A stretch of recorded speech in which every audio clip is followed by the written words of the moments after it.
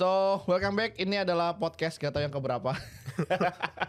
Jadi podcast ini suka-suka dan bintang tamunya adalah Michael. Thank you Mike. Siap, thank you kok. Ini kita spesial lah karena gue udah ketemu Mike ini beberapa kali di acara exchange ya. Iya. Kayak lo cukup ganteng dan terkenal sih, makanya diundang ya.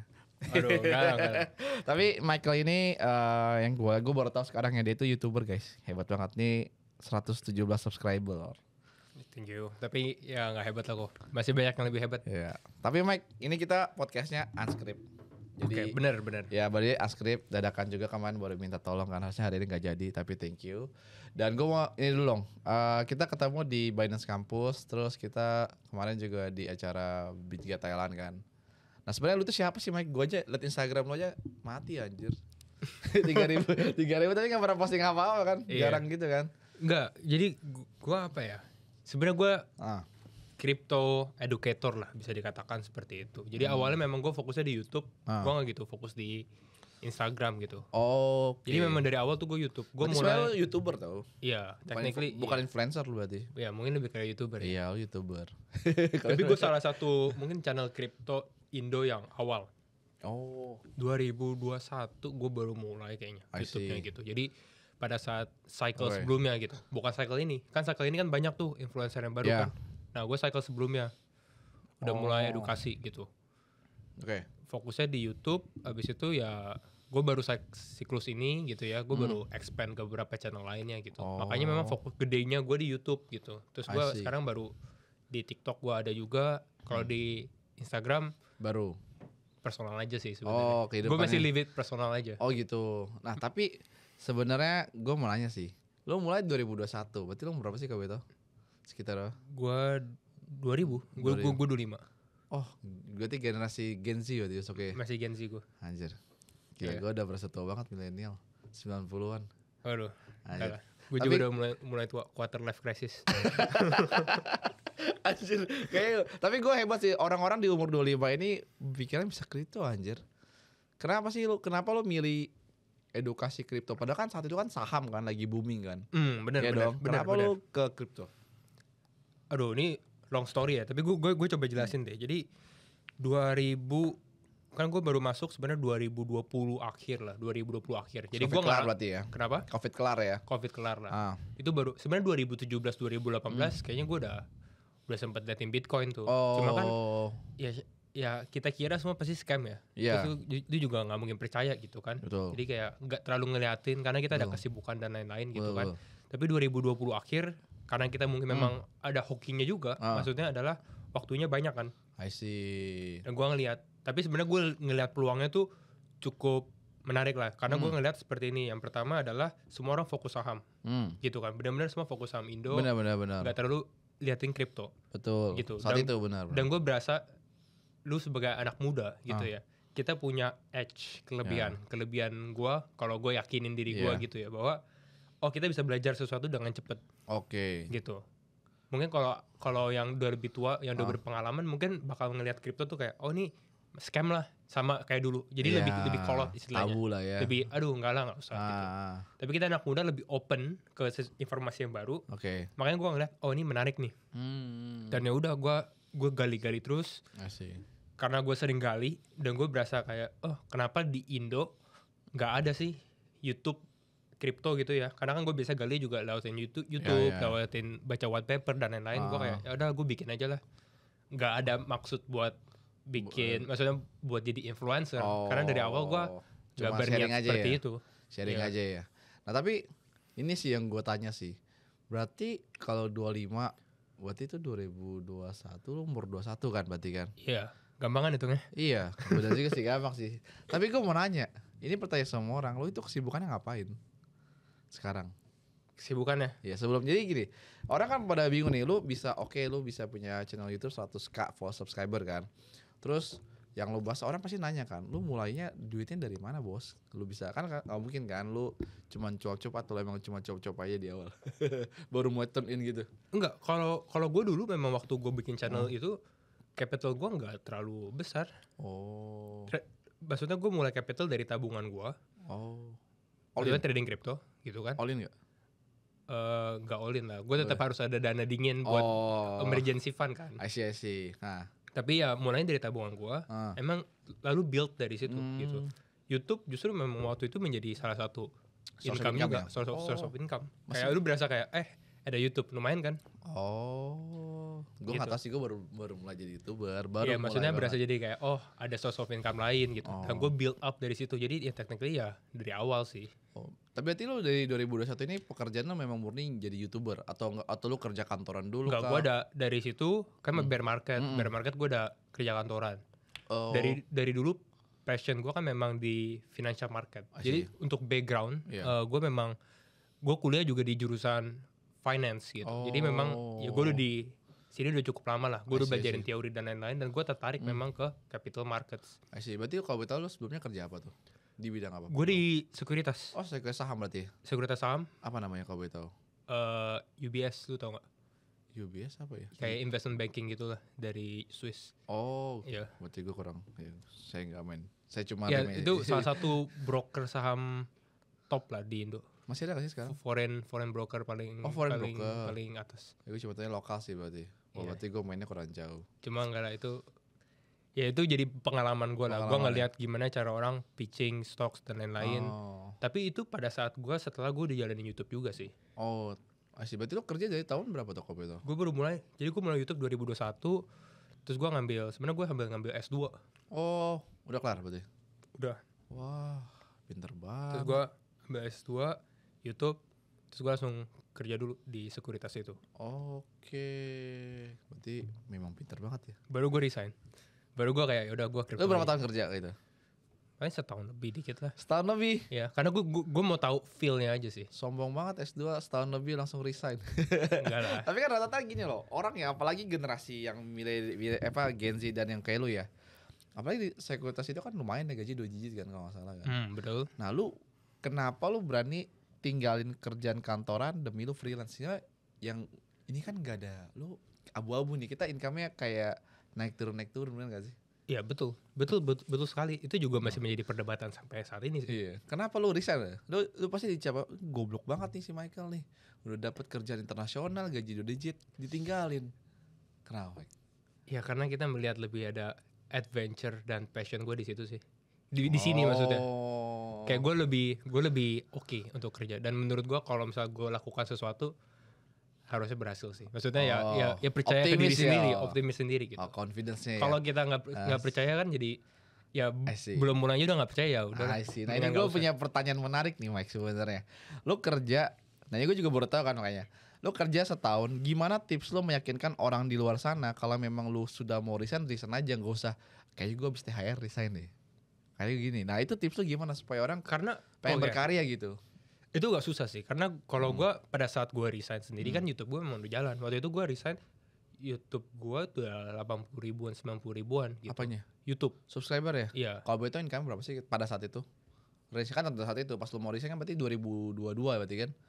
2022. Iya 2022 lah. Akhir kan? Ya tetap aja YouTube kan fluktuatif ya, tapi 2 digit juga sih. 2 digit juga, Iya. Oke, itu jadi yang pertama. Jadi ya walaupun gue resign, gue gak akan langsung nol gitu. Sih, berarti ya at least pertama punya side income yang bisa at least sama ya kayak gaji ya. Iya, lo harus bisa cover dulu gitu. Dan memang tujuan gue waktu itu kerja lebih ke arah untuk cari pengalaman sih. Karena kan ya gue butuh tahu dulu nih, kalau misalnya gue mau bikin bisnis ke depannya kan gue juga harus tahu nih kira-kira lu kalau kerja gimana. Sedangkan gue misalnya gue baru lulus, terus gue gak ada pengalaman sama sekali, menurut gue ya jadinya nebak-nebak dan mendingan gue rasain sendiri gitu. Rasa sendiri baru itu. Oke. Tapi gimana tipsnya kalau seorang mau resign langsung apa ya? Triggernya apa sih sebenarnya? Sebenarnya jangan gegabah sih kalau menurut gue. Jangan gegabah. Tetap lu harus perhatiin pros and cons-nya dulu. Semua pasti ada pros and cons gitu. Tapi ya kalau pada saat lu memberanikan diri ya pastikan udah ada plan, dari backup plan dulu lah at least. Jangan langsung tiba-tiba nggak ada income sama sekali gitu. Tapi banyak orang kan dengerin, ini bisa nih kan resign, kalau nggak buka usaha sukses, tapi pas dia resign kena sway-nya kan.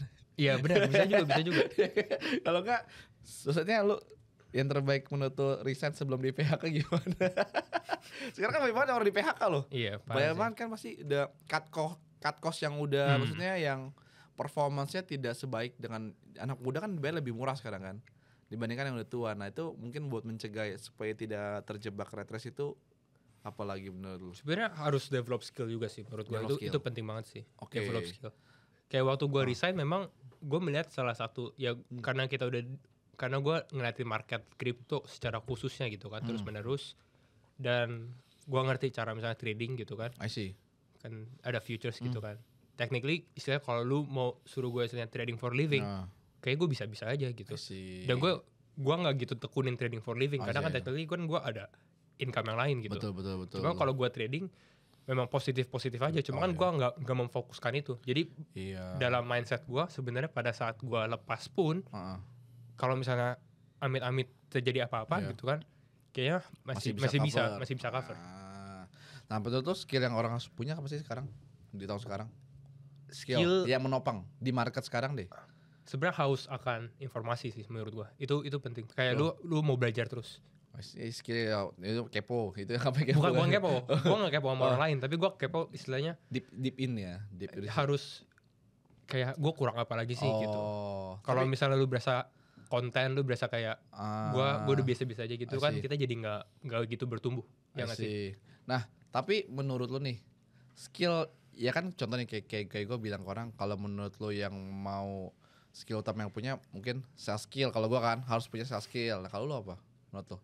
Orang yang harus punya nih di tahun sekarang di 2025, even dia kutu buku lah, kan ada orang yang kerjanya cuma jadi admin gitu kan, tapi skill apa menurut lu yang harus orang punya deh untuk survive nih?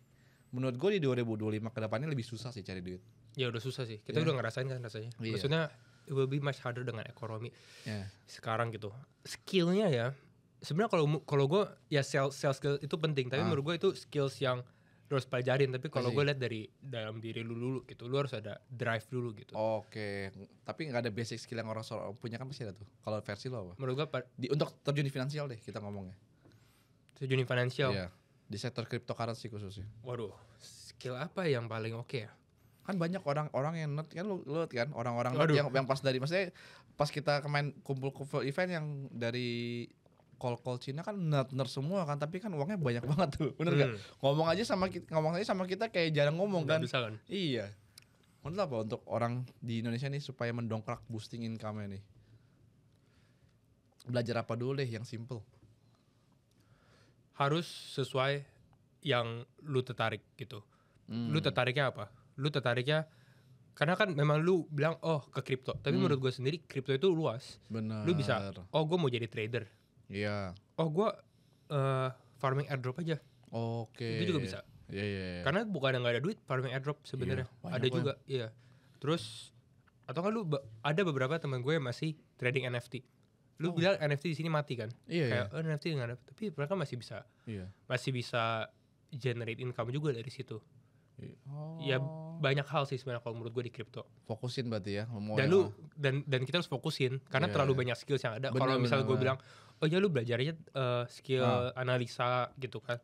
Tapi gue tahu nggak semua orang juga cocok gitu kan.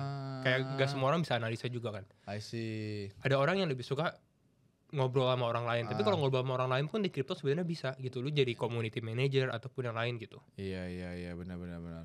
Tapi gini, sekarang kalau di dunia cryptocurrency ini kita ngomong nih, kan orang nih yang masih kerja, terus dia mau mulai cryptocurrency nih, ya kan? Kan banyak banget nih sekarang kan, apalagi kalau orang bilang koin-koin, kan setiap koin tuh punya projectnya nih. Gua tuh pakai RWA Dep nih. Orang bilang takutnya orang dalam kan. Ini baju gratisan ya. Jadi menurut lo orang buat terjun di dunia kripto investasi apa sih yang harus dia mulai? Supaya ya kita kalau podcast sekarang kita enak, dia beli altcoin yang kalau memang bagus naiknya udah 2x kan pasti kan, karena udah beli 80% 90% kan. Lu gimana tipsnya supaya orang gak terjebak kayak yang sekarang ini? Kebanyakan orang beli kripto atau beli altcoins itu namanya borrowing conviction. Gue yakin nih, lu beli sesuatu koin gitu kan. Kenapa lu beli? Ya karena gue tahu nih orang ini beli. Ikut-ikutan aja? Lu ikutan aja. Tapi gue ikut-ikutan orang, kemarin koin gue 6.000 jadi 66. Ya itu borrowing conviction gitu. Lu cuma beli gara-gara lu tahu orang lain beli. Dan kebanyakan orang tuh melakukan hal tersebut gitu. Gue beli kripto ini karena ini beli. Salah berarti itu? Menurut gue itu salah sih. Ya itu probabilitas sih. Itu hoki-hokian sih. Karena lu borrowing conviction itu berhasil gitu. Cuma menurut gue secara mindset itu udah agak salah gitu. Karena kalau misalnya lu berhasil pun technically itu hoki. I see. Tapi kalau lu memang lu yang lu ada orang kayak gini, tapi lu research lagi dan lu nambahin, oh ya, tapi ini ada ini gitu kan. Jadi lu ada confusion tambahan lagi gitu. Buat holding ini ya. Buat holding ini. Baru itu kayak kemungkinan itu lu develop skill lu, jadi itu nggak hoki sebenarnya. Lu bisa identify beberapa lagi. I see. Ya itu gua borrowing kayak confidence. Gitu. Ya kan? Lu kayak mau beli kripto ini dong. Kenapa? Trust me, bro. Gitu. Ya gue pernah tuh ada yang ngomong tuh trust Miko. Anjing, gue minus 100 juta kalau gak salah itu. Iya, orangnya itu tuh. Kayaknya gue tau deh. Koinnya S. Sampai sekarang 6.000 masuk gue jadi $66 anjir. Berharap jadi 66.000. Tapi menurut lo nih ya, kalau untuk sekarang investasi kripto ini masih bisa gak sih? Awalnya kita udah di hampir tengah tahun 2025 ya. Which is dimana bull run is over kan, almost. Nggak tahu dulu juga karena kita bisa jadi udah over dulu. Lagi turun juga kan, lagi turun. Gimana menurut lo? Pandangan lo. Looking, kalau gue ngelihat dari historik dan dari kondisi saat ini sebenarnya, karena kalau gue pribadi melihat investasi kripto tuh beda lah. Karena kalau kita dulu kalau misalnya di saham atau apa investasi, lu hold aja 5 tahun 10 tahun gitu. Dan menurut gue kalau misalnya di kripto 5 tahun 10 tahun bisa nggak jadi apa-apa. Betul. Contoh, nggak usah jauh-jauh, Ethereum. Iya itu dia. Lu beli Ethereum 2018. Balik lagi sekarang. Sekarang balik lagi loh, 2025. Itu cuma hold gitu kan. Jadi satu-satunya yang menurut gua masih make sense, Bitcoin sih. Bitcoin. Itu paling oke ya. Ya Bitcoin udah track record naik terus. Tapi dan secara fundamental menurut gua beda. Tapi orang bilang gini, sekarang Bitcoin 83.000. Oke. Kalau kita beli nanti kan kalian monyet-monyet tol kemana aja di 19.000, 20.000. Orang bodoh confidence sekarang. Menurut gimana tuh pandangan kayak gitu? Ya kan kita ngelihatnya upside-nya sih sebenarnya. Upside-nya. Target itu Bitcoin berapa emang? Untuk long term lah 5-10 tahun. Menurut gua bahkan kalau misalnya 5-10 dia durasinya 2035 gitu kan. Oke. Itu berapa? Ya karena gini, supply Bitcoin tuh limited kan, 21 juta. Ya, bisa jadi kalau menurut gua kalau orang banyak yang bilang $1 juta dan menurut gua nggak akan bilang nggak mungkin gitu. Karena menurut gua kalau misalnya ekonomi dunia sekarang kayak lu lihat kayak seperti ini dan memang ada shake gitu kan, goncangan besar seperti itu terjadi, eventually banyak negara juga akan crumble mulai misalnya udah getar gitu dan kepercayaan akan pemerintah juga berkurang. I see. Hal itu sebenarnya Bitcoin justru akan thriving. Justru Bitcoin itu orang malah melihat ini satu-satunya yang bisa nyelamatin istilahnya. Kayak lu contoh lah perang Rusia Ukraina waktu Rusia di ban semuanya kan semua pada masukin ke Bitcoin. Benar, tapi kalau hal itu terjadi secara global, yang terjadi justru adopsi Bitcoin akan meningkat gitu. Sedangkan sedangkan supply-nya Bitcoin tuh limited gitu istilahnya 21 juta. Ya lu punya satu udah oke lah ya. Tapi berarti nggak telat berarti kalau kita mau mulai. Nggak telat. Cicil Bitcoin. Iya. Gak telat sih, tapi cuma ini kita udah timing. Burannya udah mau habis kan kata orang kan. Kata orang, enggak gue tanya lu kan gue bego di kripto, gue nanya gue baru mulai cicil Bitcoin nih, berarti gue gimana menurut lu? Waduh. Masih oke enggak? Kan tergantung perspektif lu. Kalau misalnya lu kalau orang nanya ke lu, kalau nanya ke lu, Mike, gue mau cicil Bitcoin nih. Mungkin videografer gue nanya, gue mau cicil Bitcoin masih bisa enggak sih sekarang? Untuk gimana? Menurut gue bisa. Masih bisa. Tapi kalau misalnya lu jangan ngeliat dari tahun depan ya. Tahun depan harus naik ya gitu kan. Kalau bilang tahun depan gue harus naik, gue nggak tahu. Karena 2026 kita nggak tahu dengan keadaan sekarang gitu. Benar. Tapi kalau lu lihat, ya gue akan hold lah sampai 2030, 2031. Menurut gue kayak ya udah nggak apa-apa, cicil aja. Berarti long term view ya? Long term view gitu. Terus cara lu nih, selain Bitcoin pasti ada altcoin dong. Aduh. Queen of altcoinnya Ethereum BP nih. Bahkan di bawah average lah. Karena harusnya 5 tahun lain itu 1.800-an kan nggak salah. Sekarang udah di bawah kayak 2030 di bawah 1.400. Iya kan? Masih ada nggak sih menurut lo alt season? Itu susah ya alt season. Jujur gue sih menurut gue sekarang udah agak susah untuk alt season. Alt season dulu itu karena nggak terlalu banyak altcoins yang beredar. Ya sekarang gitu. Banyak sekarang terlalu banyak altcoins yang beredar. Jadi kalau misalnya orang mau bilang alt season, artinya kan semua altcoin naik tuh. Iya. Semua altcoin naik, menurut gua susah banget. Dan lu mau ngambil liquidity dari mana? Karena kan pada saat market, misalnya sesuatu altcoin naik, harus ada yang beli. Bener. Siapa yang mau beli? Apalagi dengan kondisi makro ekonomi kayak gini, gitu. Bener. Orang-orang takut. Makanya lu lihat emas naik terus kan. Yoi, all time high terus. Berarti cuma sum of altcoin ya? Sum of altcoins gue percaya. Oke, nah gue mau nanya. Selektif ya. Tadi kan lu bilang lu aset BTC sedikit dan lu kemarin bilang banyak di altcoins kan. Cara memilih altcoins versi lu gimana sih? Sekarang kan lu mau ngomong sekarang juga, lu ngomong sekarang nih lu pasti bakal naik. Karena udah bisa 80%. Oke. Tips tuh apa sih untuk memilih altcoins? Gue justru juga agak sedikit merevisi beberapa analisa gue. Karena kalau misalnya, karena gue dulu ngambil framework analisa gue dari siklus tahun lalu gitu. I see. Karena semua orang berasa kayak siklus 4 tahun lalu berarti 2021 sama 2024 akan mirip. I see. Framework gue dulu kayak gitu. Tapi menurut gue enggak, ini udah totally different. Lu nggak bisa mengambil siklus seperti itu gitu. Lu nggak bisa coba ngambil kayak total value lock investornya siapa gitu-gitu. Jadi sekarang jauh lebih teknikal dan sebenarnya kalau menurut gue pribadi tokenomics itu sangat penting. Tokenomics itu kan altcoins ada berapa jumlah tokennya kan. Itu biasanya akan adalah di dalam white paper itu kayak pembagiannya. Ini buat siapa gitu. Tapi menurut lo gimana tips yang untuk orang awam lah yang mungkin mungkin dia 50%-nya dia mau ikutin orang cicil Bitcoin. Sisanya ada 10% lah dia mau masukin altcoin. Tips lo gimana memilih altcoins yang lah. Jangan versi yang market sekarang deh. Yang udah lo revisi, tipsnya aja gimana? Tipsnya, gue langsung bisa kasih contoh sih. Apa contoh? Boleh contoh? Boleh. Sebenarnya contoh tapi agak bosen karena contohnya tuh hype. Hype gimana? Kenapa hype?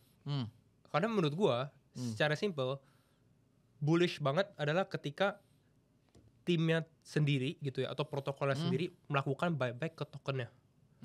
Beli tokennya sendiri. Berarti percaya ya? Percaya. Karena selama ini kalau gue ngeliat gak terlalu banyak orang yang ngebeli. Gitu. Itu menurut gue cukup make a difference gitu. Kalau misalnya orang mau beli gitu. Orang protokolnya sendiri mau beli tokennya.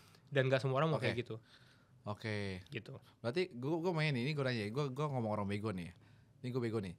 Altcoin berarti ibaratnya kayak perusahaan saham lah ya. Kayak misalkan contoh Samberi buyback juga dong. Bener, ya kayak kan? Buyback gitu kan. Buyback corporation action kan. Corporation kan dia buyback. Nah, orang tahu fungsi dari altcoin ini buat apa. Kalau saham kan kita tahu nih, misalkan PTBA atau Adro, dia buyback emang untuk buat ekspansi itu. Dia tahu yakin untuk jangka panjang kayak contohnya Bang BCA, direkturnya tiap itu selalu buyback terus kan karena dia tahu perusahaannya bakal tetap growing.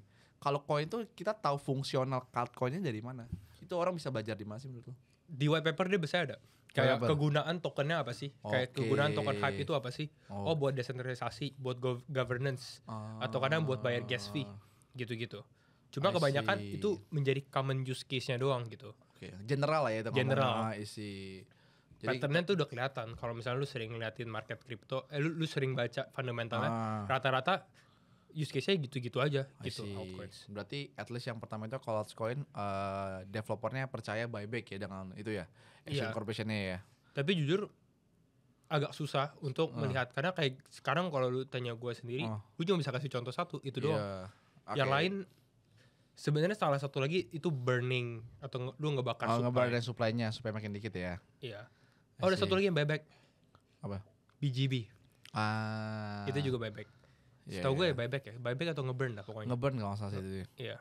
Makanya tetap jadi limited pokoknya juga kayak gitu. Kalau menurut gue yang seperti itu sebenarnya tuh akan lebih bullish. Tapi lu harus lihat lebih dalam lagi. Sebenarnya tokennya ini ada kegunaan atau enggak.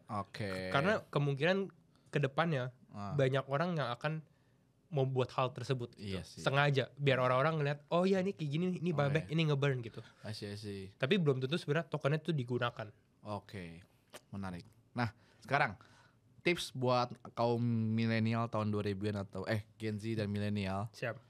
Untuk mulai nih ya budget allocation lu. Kan lu ada kata ada grup nih. Dan lu share allocation lu punya aset kan. Itu idealnya sekarang berapa sih untuk yang kaum konservatif, moderat sama high risk? Lu kalau orang tanya, gue baru mulai nih kripto nih, gue minta dong 3 tipe buat gue mulai invest di kripto secara konservatif, moderat sama high risknya gimana menurut lu? Konservatif dulu. Konservatif ya lu 80%, 70-80% Bitcoin aja sih. Itu menurut gue oke lah. 70-80%. Karena kita lihat lah track recordnya, tapi bukan hanya track record. Orang-orang tuh kebanyakan fokusnya di upside. ini bakal naik kayak gini nih, ini bakal naik. Tapi mereka nggak melihat di resikonya. Kan altcoins turun drawdownnya 90%, 80%. Lu lihat Bitcoin turun paling 30-40%. Itu jauh lebih drawdownnya jadi limited gitu. Karena kita nggak mau duit yang kita investasikan malah jadi hilang kan. Benar. Jadi Bitcoinnya dulu gitu. Sisanya 20%-nya? 20% lu bisa 10% lu ke big caps. Big caps misalnya lu mau Ethereum atau Solana juga oke. 10-nya lagi? 10 lagi lu bebas lah mau apa aja. Bercanda ya? Bercanda boleh, mau masuk meme coin juga gak apa-apa gitu. Oke. Moderat? Iya. Moderat sih menurut gua lebih ke arah kayak 80-70. Jadi lu turunin aja jadi 50-60. Oh sisanya juga sama berarti ya? Iya. Pokoknya lu turunin Bitcoinnya aja. Oh Bitcoinnya turunin? Bitcoinnya turunin menurut gua. Berarti kalau high risk Bitcoinnya di bawah 50% berarti kurang lebih kayak gitu? Iya. Cuma masalahnya kalau lu high risk pun misalnya lu punya Bitcoin 50% nih. Berarti kan lu 50% lu bisa mainin kan? Betul. Sebenarnya itu pun juga susah. Lu yakin nggak gitu istilahnya? Karena kita kadang all in ataupun kayak masukin ke kripto apa, mana jadinya boncos. Iya kayak gue gitu loh. Tapi ada saham gak lo? Ada investasi saham gak sih? Saham ada sih.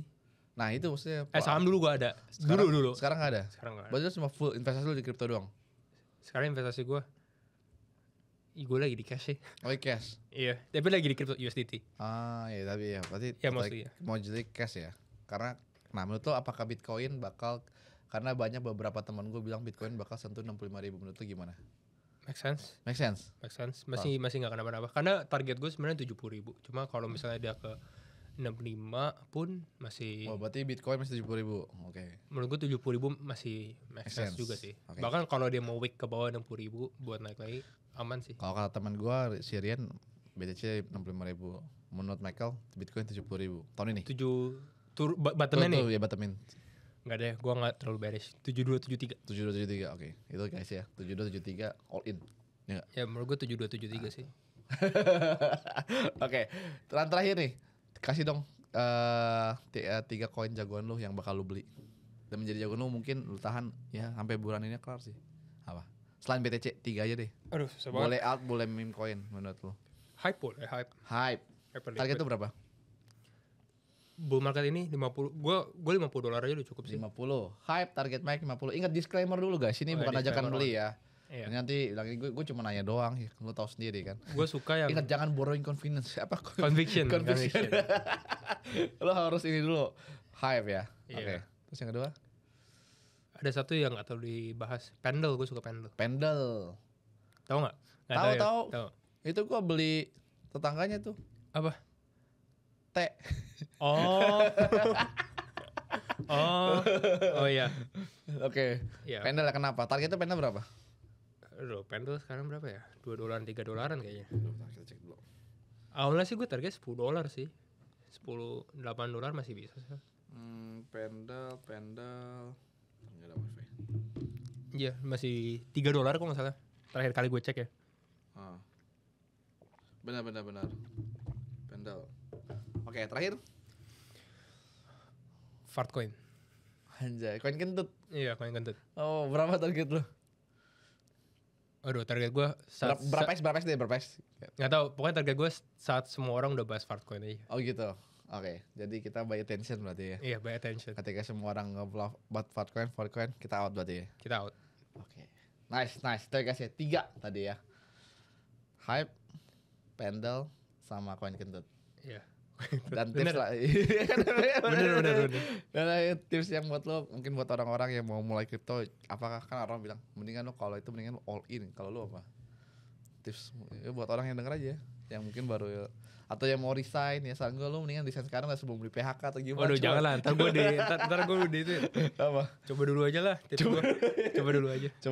Iya. Oke. Sip, itu aja sih. Thank you banget Mike. Udah mampir. Thank you for inviting. Thank you banget. Ini jadi teman-teman bisa belajar, ambil resiko dan 2 conviction. Ketiga, baca di research, jangan kayak gue borrowing conviction ya. Sampah lah itu, gue berapa kali hilang ratusan juta gara-gara borrowing conviction malah didump sama orangnya sendiri anjing. Itu memang kurang ajar ya orang itu. Ya jadi itu aja teman-teman. So itu aja kira-kira siapa bakal podcast selanjutnya langsung aja komen di bawah. Siap. Bye bye. Goodbye.